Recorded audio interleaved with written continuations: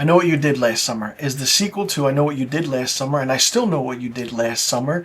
This film is directed by Jennifer Caton Robinson, written by Sam Lansky, and also written by Jennifer Caton Robinson. Runs for 111 minutes long and had a budget of $18 million.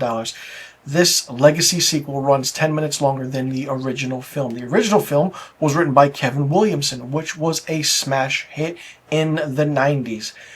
This legacy sequel, I don't even know where to begin. It was good, it was bad, it was right in the middle. I mean, this takes place 27 years after the events of the first two films, and we see Freddie Prinze Jr. and Jennifer Love Hewitt return to reprise their roles from those two films.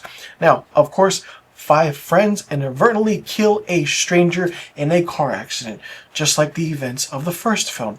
So it's like you're just watching the first film over again with things happening to different characters. And it's like, okay, we're just getting rehashed. But then the craziness starts happening. While they want to cover it up, more things come out of the woodwork and more secrets are coming out, and it's just absolutely crazy. Jennifer Love Hewitt returns as Julie James, who is now a college professor and a survivor of the 1997 Southport Massacre, while Freddie Prinze Jr. is a bar owner and also a survivor of the 1997 Southport Massacre. The elements in certain parts in this were good. When I heard that they were doing a I Know What You Did Last Summer film, I was like, is it gonna retcon certain things? It is a legacy sequel, because all of a sudden Scream started the whole legacy sequel thing. New characters, but bring back the original ones, mix it and mingle it, and that's what they're doing with this. It didn't work with this at all. It did not work.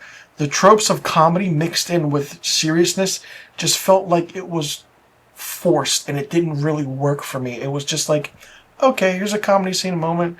All right, okay, all right. And then let's move on.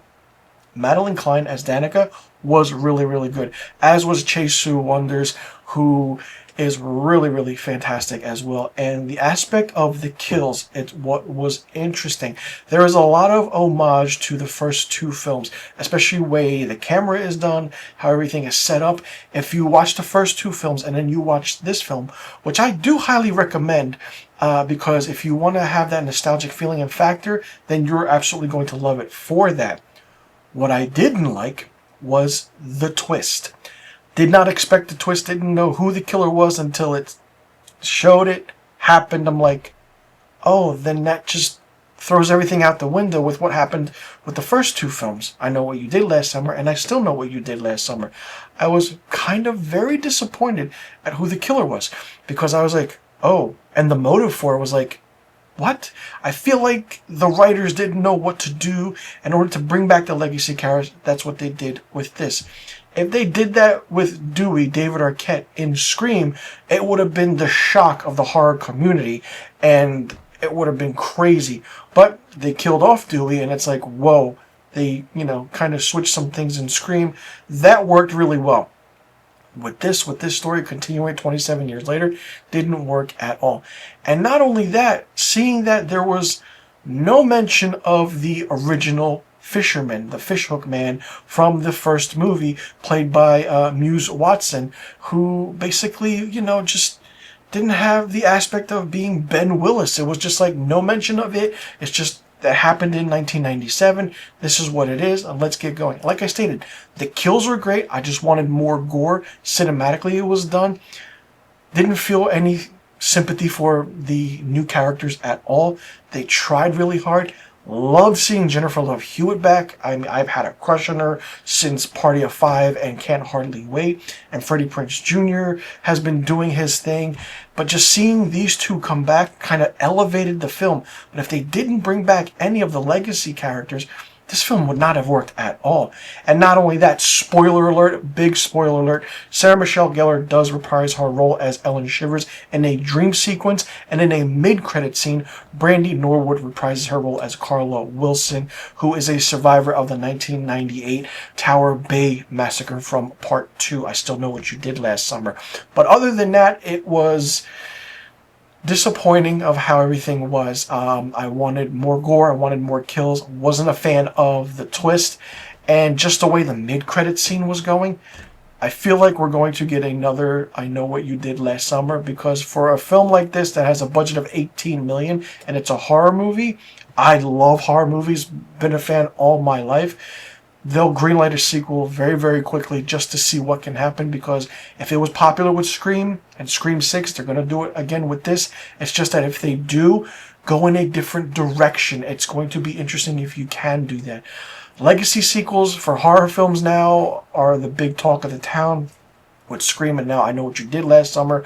But then what other films can you do that are legacy sequels in horror genre that is going to push the envelope and push that kind of, that weird scare factor? Like if they do it with Friday the 13th, or, if they do it with A Nightmare on Elm Street, that would be kind of weird. I mean, they kind of did it with Halloween Kills and Halloween Ends, where the trajectory of that franchise was really, really good with Halloween. Then you had that Doctor twist, which just fell flat, and then everything else after that was just interesting. If you keep legacy sequels in horror new, engaging, and different, follow the Scream model, because Scream did it perfectly.